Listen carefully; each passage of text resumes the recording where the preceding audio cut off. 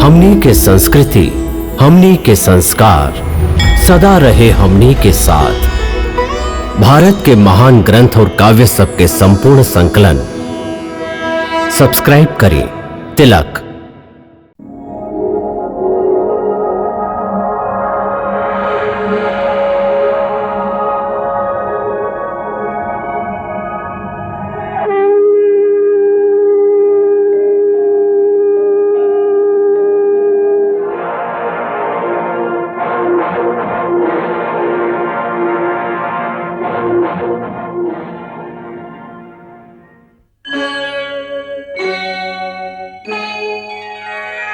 कृष्णा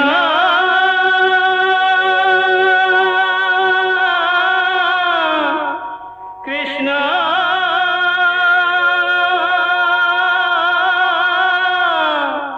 हरे कृष्णा हरे हरे।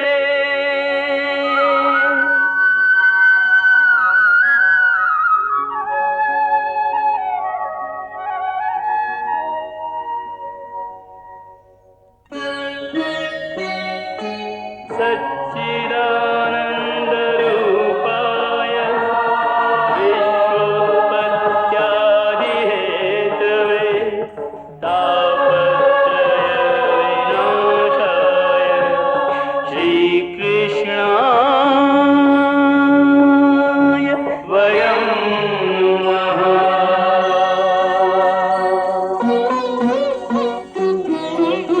श्रीकृष्ण गोविंद हरे मुरारे, हे नाथ नारायण वासुदेव। हरे कृष्ण राधे कृष्ण कृष्ण कृष्ण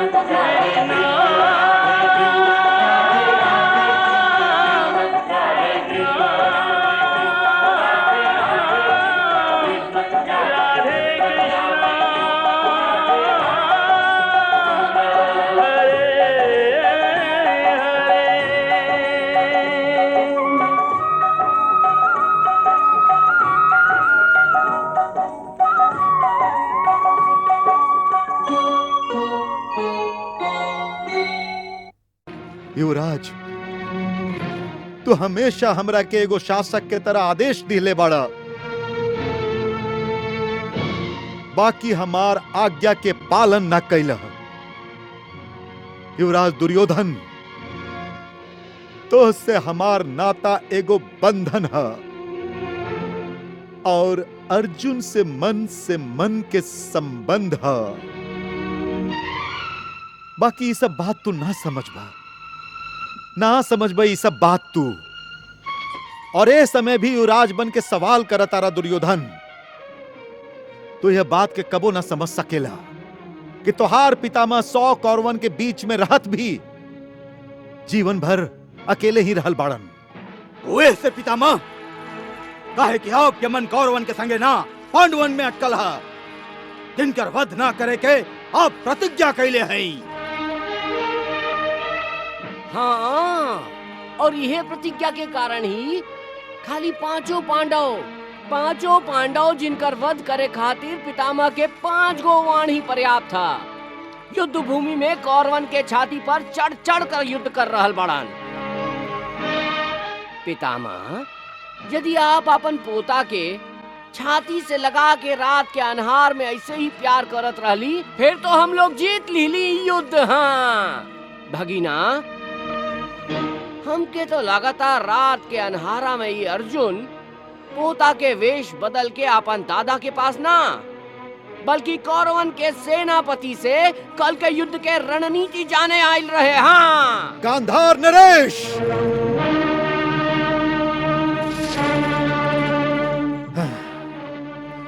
युवराज, अपन मामा जी के जबान के लगाम दा। ये हमरा पर संदेह कर रहल बाड़न, हमरा पर जे हस्तिनापुर के आजीवन सुरक्षा के प्रण लिहले हा, जे हस्तिनापुर के सेवा में अपन हर सांस खपैले हा। ई युद्ध में पांडव लोग के विजय के रास्ता में दीवार बन के ठाड़ हैं हम, और और ये हमार देशभक्ति पे शंका करत आरण। के कर जीप पर आप लगाम लगाई हाँ? के कर जीप पर इस शंका के नाम तक कौरवन के पक्ष में लड़े वाला हर योद्धा के मन में बार बार उठ रहा है। आपके प्रति संदेह के ई विष सगरे कौरव सेना में फैलत जा रहा है। एकर कारण आपके मन में पांडव लोग के प्रति वो प्रेम है जे आपके देशभक्ति पर भारी पड़ रहा है, भारी। हमार देशभक्ति पर संदेह करे वाला हर योद्धा के हम कल युद्ध भूमि पर दिखा दे कि हम प्राण दे सकत हई। बाकी हस्तिनापुर के सुरक्षा पर आंच न आवे देव। जा युवराज, कल युद्ध भूमि में हम तोहार शंका के विषैला नाक के फन अपन वाण के प्रहार से चीथड़ा चीथड़ा कर देव।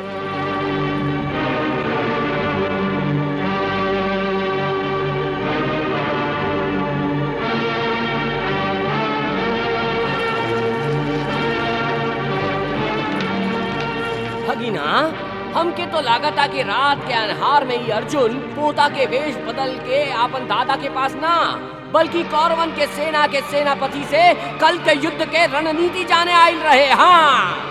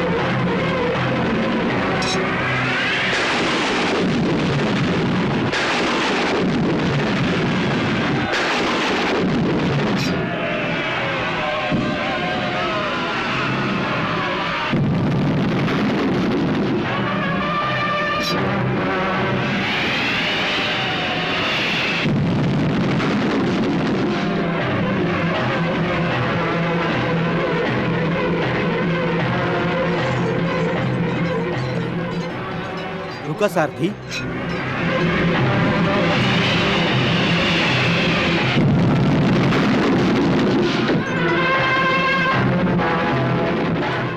सावधान पितामह।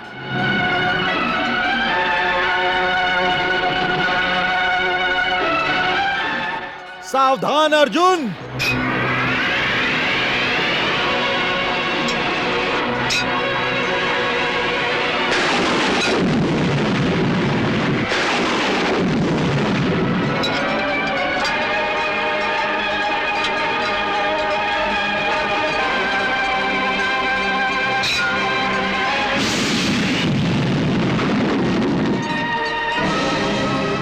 अर्जुन, फिर चलाओ बाण।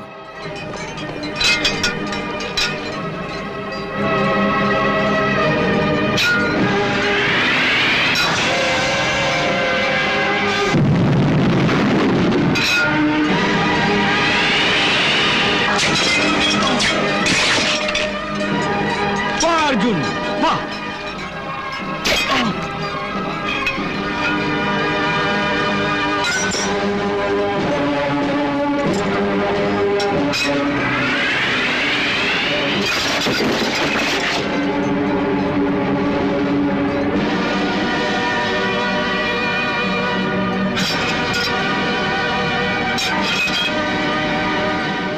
देखा अर्जुन, अब पितामह भयंकर प्रहार करे वाला है। सावधान।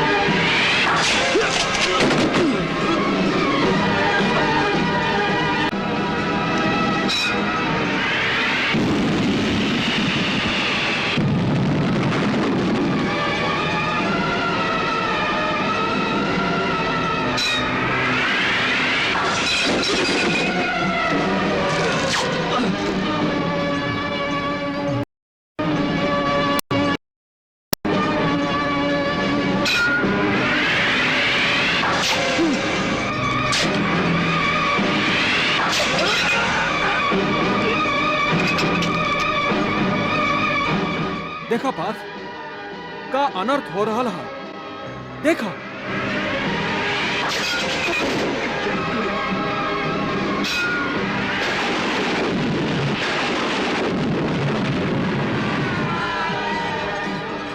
देखा अर्जुन, पितामह का प्रलय मचा रखले हई।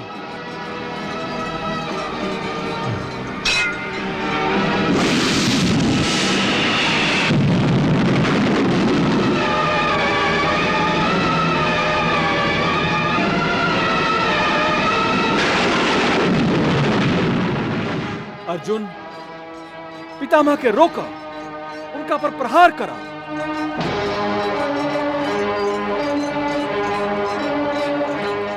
उठाओ गांडीव।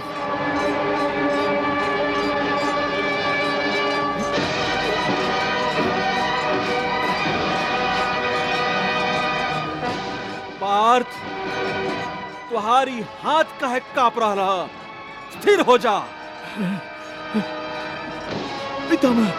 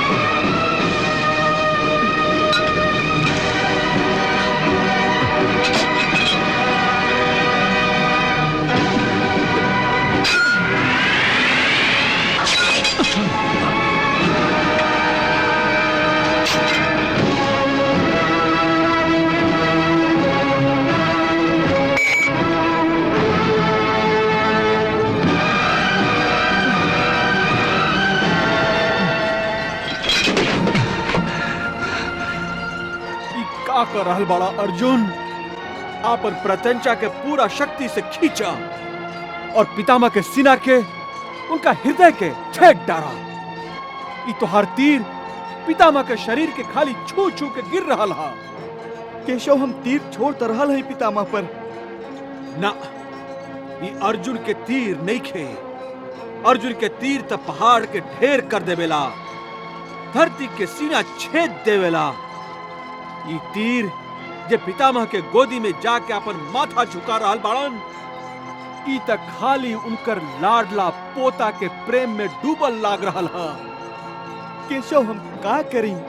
का करा? युद्ध करा, पितामह के वध करा। केशव, हम युद्ध तक कर रहल हैं। एकर मतलब हा कि तू पितामह के वध ना कई चाहेला। हाँ, हम पितामह के वध ना कर सकीला, ना कर सकीला। हम अपन दादा के हत्या तो के अभी तक अपन दादा के प्राण के चिंता हा।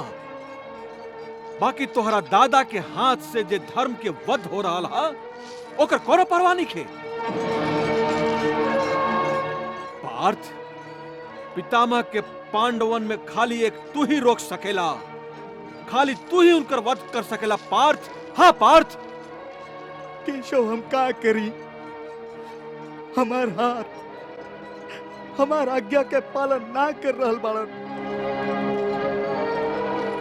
हमार नजर हमरा से विद्रोह कर रहल है।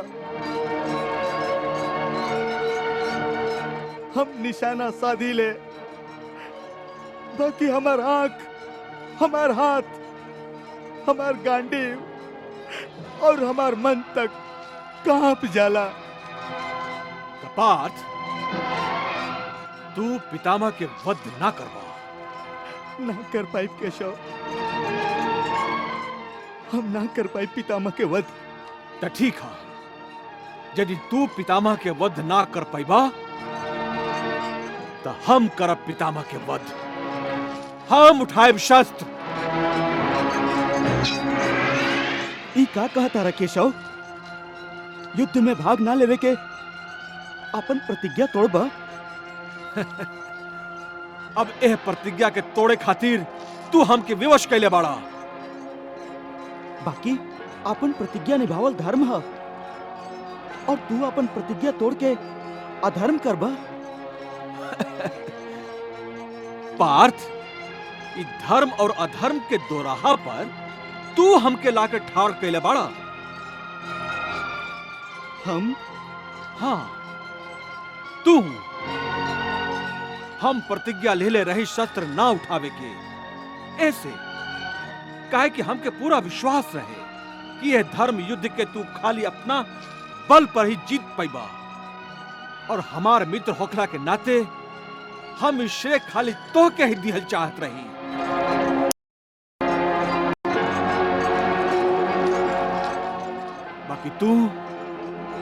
बाकी तू एगो छोटहन से कर्तव्य निभावे के खातिर एगो बड़ कर्तव्य के बलि चढ़ा रहल हवा। हम समझ न पा रहा है केशव कि तू का कह रहल बाड़ा। अर्जुन, आपन जेठ लोग के आदर कैल धर्म हा, बाकी जब जेठ ही अधर्म के मार्ग पर होखे तो उनकर विरोध कैल धर्म हा। तू पितामह के मोह में अधर्म कर रहल बाड़ा, और यदि हम तोहरा तरह से ई गलती करी तो हमार एह रूप में अवतार लिहल कौन काम की। यदि हम अपन प्रतिज्ञा के पालन करत रही और हमरा आंख के सामने धर्म अधर्म से हार जाए तो हमार अवतार लिहल बेकार हो जाए।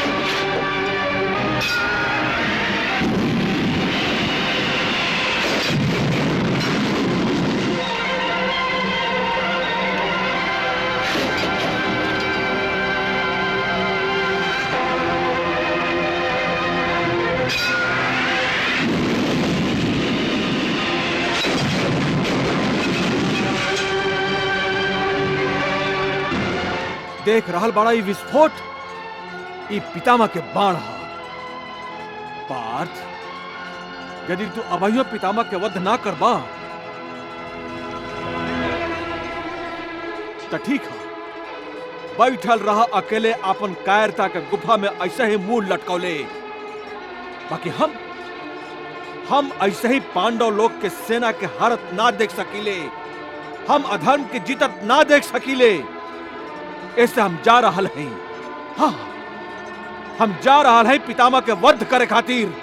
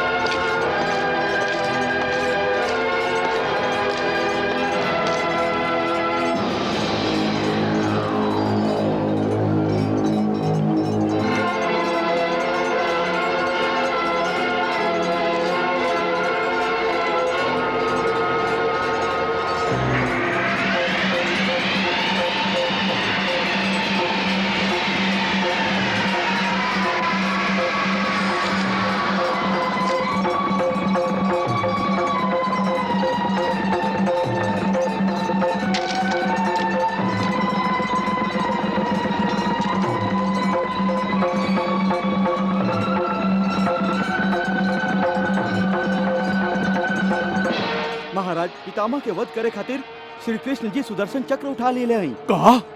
कृष्णा